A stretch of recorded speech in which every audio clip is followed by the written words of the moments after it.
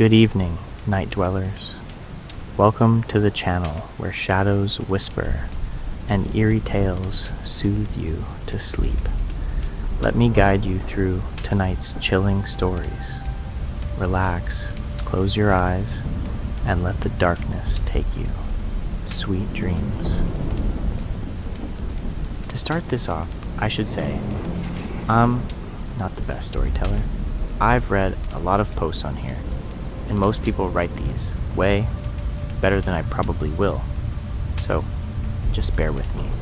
I'm also going to change the names of everyone involved for privacy.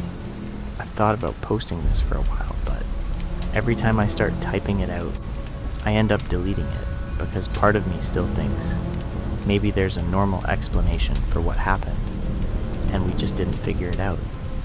The thing that keeps bothering me, though, is that 4 of us were there, and we all remember the same parts.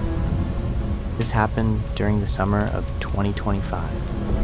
I live near the Appalachian Mountains, in the northwest corner of North Carolina. And if you've ever been out there, you know how huge the forests are. There are miles of woods, with old logging roads, dirt trails, and random clearings. People sometimes camping. You can go a long time without seeing another person. I've always liked exploring places like that, even though it's probably not the smartest idea sometimes. A few friends asked if I wanted to go on a camping trip for about 6 days, somewhere deeper in the mountains than we normally go. I didn't really have anything planned then, so I said yes pretty quickly.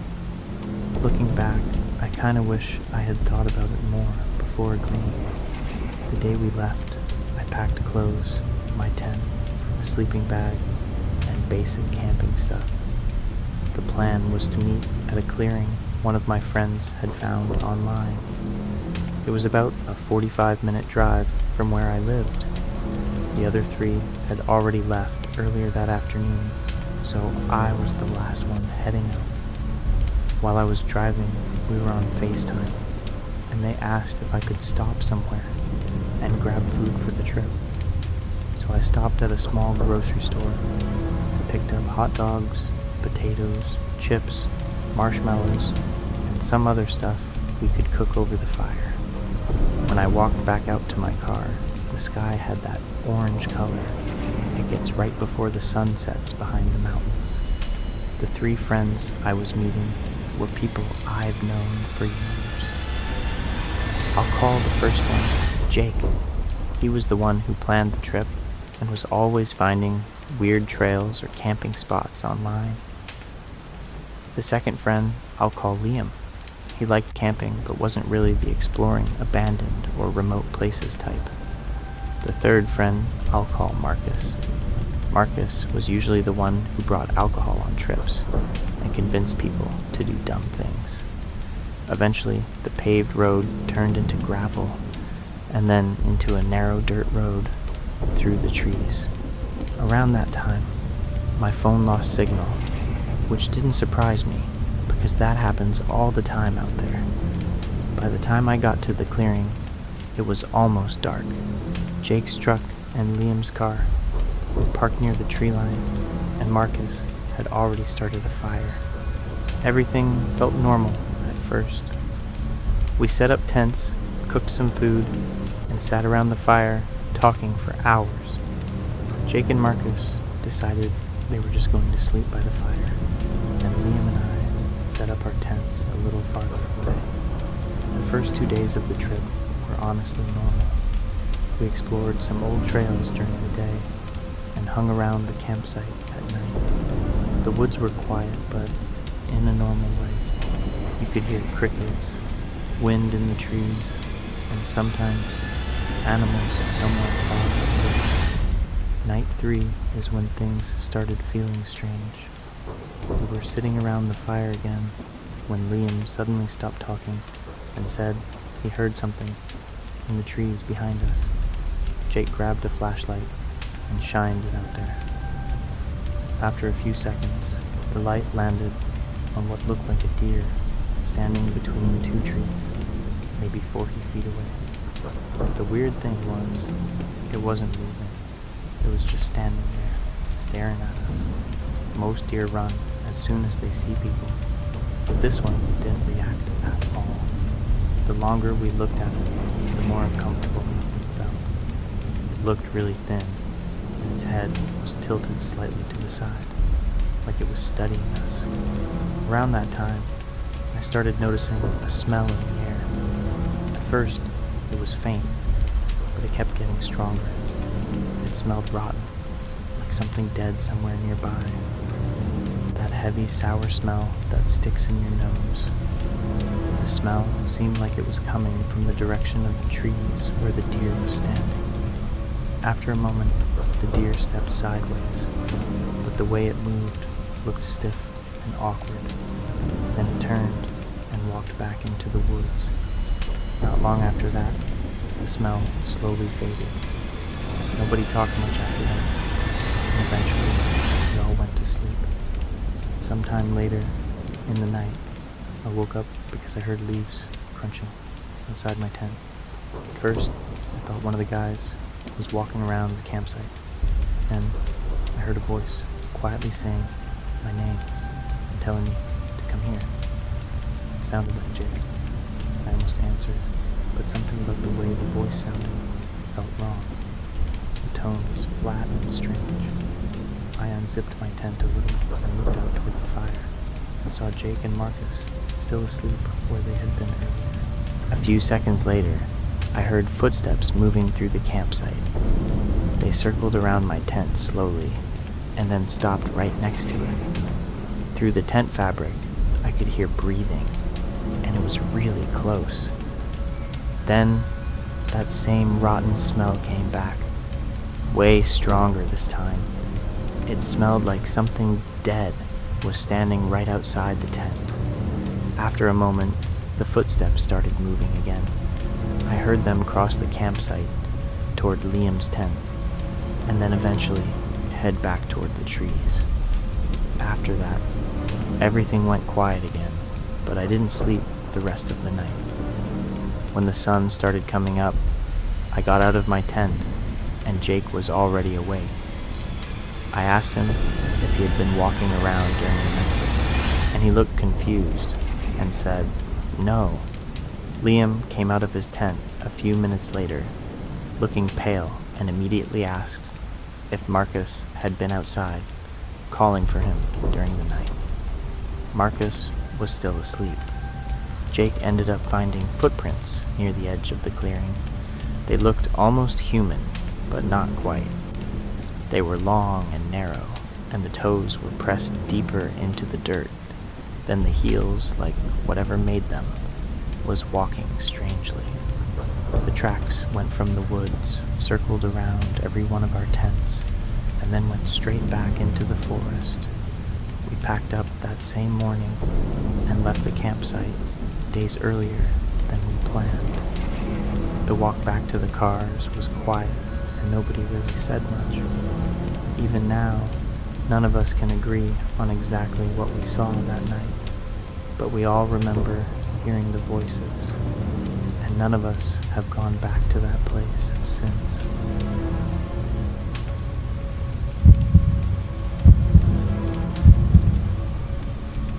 I want to share a frightening and surreal experience I had in Castle Valley, Utah, near Mary Jane Creek. My girlfriend and I drove our Winnebago out to Out Buddy's house from Grand Junction.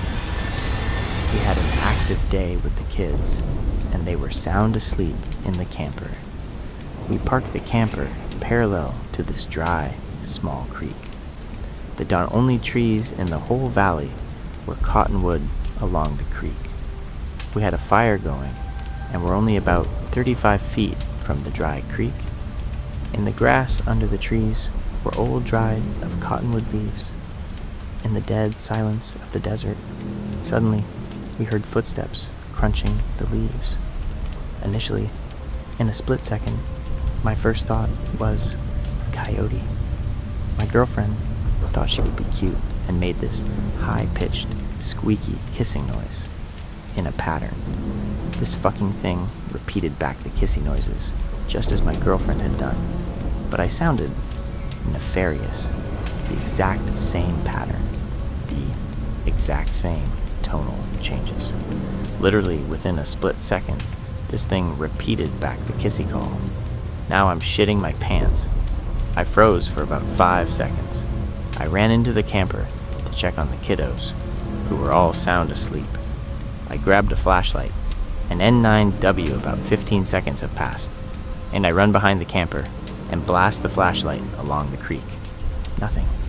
No coyote, no crow, no dog, no deer, no human.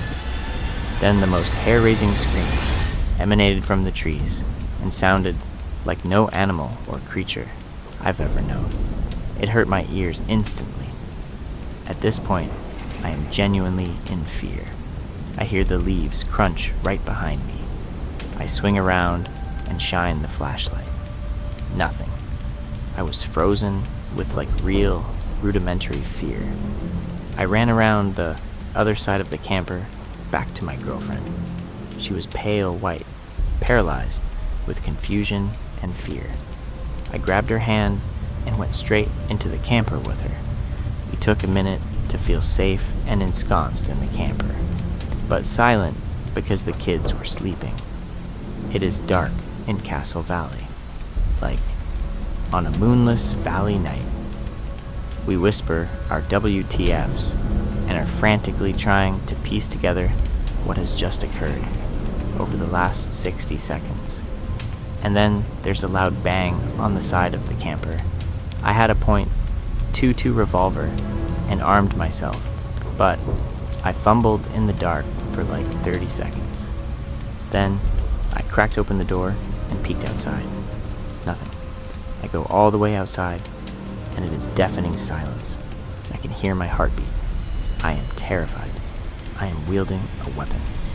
Then I notice that the big ass fire we had going is completely out, and not even smoking. I ran back inside the camper.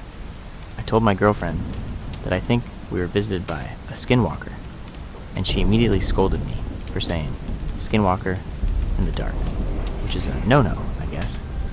So, I am agnostic. I'm not a very spiritual person. I am a very skeptical dude. This is the only paranormal experience I've ever had in my life.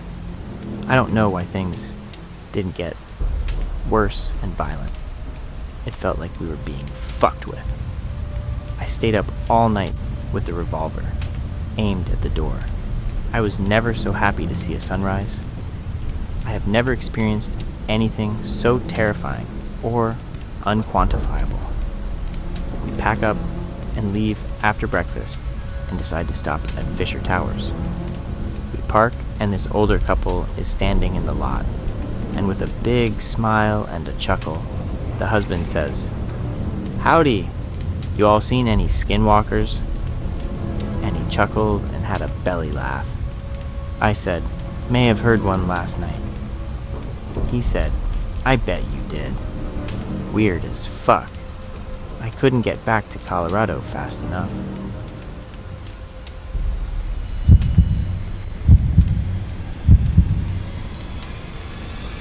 This is an absolutely true story, and I am ready to finally tell it. About a year ago, my long-distance girlfriend at the time wanted me to book us a cabin near the Boundary Waters in northern Minnesota. This was in the month of November, and it was already cold out. The place is located in old Ojibwe land, past Grand Marais, on Lake Superior. The first thing I noticed about the cabin was how primitive it was. It had few electric lights, a wood-burning stove for heat, no running water, and a wood-fired sauna attached. You have to cut your own stock of wood to get the heat going, and the sauna if you want to enjoy those amenities. The other very odd thing about the cabin, we are both Christians and don't mess around with witchcraft of any type. And I believe in it, absolutely, were the mirrors. There were many strange-looking mirrors in the cabin, at chest height and too small to show anything about your body or face. You'd need to bend over to see your face in them. And they were facing each other. There were 6 of these hexagonal-shaped mirrors on each wall, directly facing a mirror on the opposing wall. I don't know why, but they bothered me a lot. We were slated to stay 2 nights, and as we got there, the sun was already going down, so I split wood and got the sauna going so we could relax. There was not anything abnormal about the outside other than how remote the woods were and how quiet it was. We both experienced the same strange things at different times when we were in different rooms of the cabin, but I'll be brief. As soon as the sun went totally down, I felt like I was being watched. I spend literally months of time outdoors a year and am an avid hunter and outdoorsman. I'm not easily scared or shaken, as most weird events can be boiled down to hearing animals moving or the weather. But the feeling of being watched was unshakable. My girlfriend and I had intimate time a few times, and each time I'd stop in the middle of it because I truly felt like there was someone watching us from the outside. I didn't mean to freak out my girl, but she was feeling the same things I was, like a dread. I didn't even want to walk to the back or front door to go check, but I forced myself twice to open both doors and speak out into the woods. Is anyone out there? There were motion-activated lights and only turned on when I opened the doors. The next things that happened were we both heard what sounded like footsteps on the roof. You can't mistake that sound in a cabin that small for branches from the pine trees scraping the roof. There is a distinct sound. The footsteps would walk back and forth over our bedroom section of the roof. Finally, after minutes of nothing, we decided we were being paranoid and tried to go back to sleep. That night, and this has never happened before, we both had the same nightmare. I dreamed I was in a town that was flooding, and I was looking for my grandfather to save him. I dreamed there was a shadowy man with his hand on my shoulder, speaking advice I couldn't understand to me. I didn't turn around to see who it was, but it was male, and I had a feeling of dread. I woke up staring into my girlfriend's open eyes. We both took a second to speak to each other, as I thought I was still dreaming. I told her I just had a terrible dream, and I started telling her it. She finished my sentences by saying, I dreamed the water was coming up, and I was yelling to you. There was someone standing behind you, talking to you, and you couldn't hear me. I was screaming to you. We were both thoroughly freaked out at this point. A few minutes past 3:30 a.m., we both hear the outhouse door slam so loudly we both shot up in bed. I was angry at this point, so I got up, fully unclothed, and unlatched the lock on the back door. The motion-activated light was on before I opened the door. I saw nothing. I was very cold, and there was no wind at all that could have opened the door, even slightly, and caused the slamming of the door. The next day, after breakfast, I went to start up the sauna again, and I felt a presence so powerful standing behind me on the other side of the door that I started speaking, thinking it was my girlfriend about to join me. I opened the door, and there was nobody. My girl had been doing the dishes inside the cabin. I walked in and opened the door, and she had been talking to me as if I was inside the cabin behind her. She jumped. I looked behind her, then back at me, then behind her again. She said something really eerie. I'll never forget. How did you get outside so fast? I thought you were standing behind me. I felt you behind me, and that's why I was talking to you. I said, No, H. I was in the sauna. I thought you were waiting. I heard you right on the other side of the door, and I was talking to you.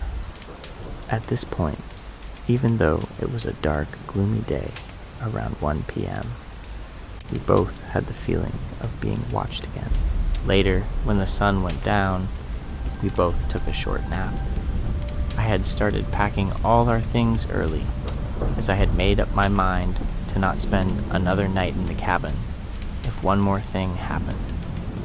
We had both had that unshakable feeling of being watched, and for some reason, we both had an image in our mind of what was out there. I'm saying this with complete honesty. When we finished describing what we thought was out there, we both took turns describing an insanely skinny human with a skull face and glowing white-blue eyes, and having a crown of deer antlers. We both decided it was watching us be intimate, and it wanted to kill me and take her.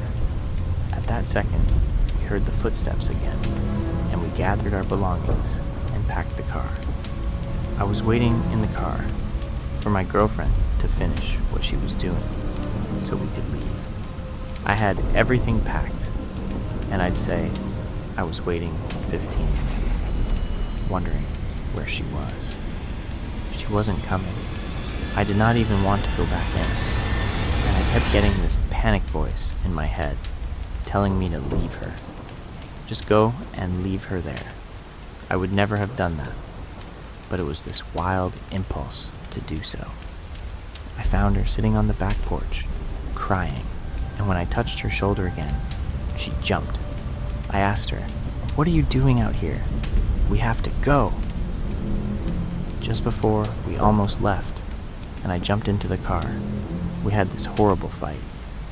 To this day, neither one of us remember what it was about. Only after we left was I able to process it. We both think whatever was out there was getting inside our heads with anxiety. It wanted me to leave her there. I'm sure to this day, if I had left, even for 5 minutes, she would be a missing person case. On the road out, a huge white wolf crossed the road in front of us. It stopped trotting, looked at us in the high beam headlights, and continued walking. The farther we got from the cabin, the more calm and weirdly freaked out we became. We shared all of the little things about the cabin we noticed. We talked about the bad energy of the place, and how we both were trying to play calm for the other person, trying to have a good time, and not ruin it with talk of what was out there. I did email the owner of the cabin and told him about the sounds we heard. I framed it as, "I think you need to check the roof for loose shingles and the outhouse door, as we heard noises for 2 days." His simple reply was, "What sounds did you hear?" For some reason, that reply bothered me, as I got the distinct impression we were not the only couple that has stayed there and experienced such strange things. I do think we were stalked by a Wendigo, and to this day, I believe that if I had left my girlfriend there, she would have gone missing. This story may not sound scary, but it is the total truth as far as I know it, and I wanted to share the experience in case anyone has had something similar happen to them. I am not a woods newbie, nor ever have I had such a feeling of being watched in my life.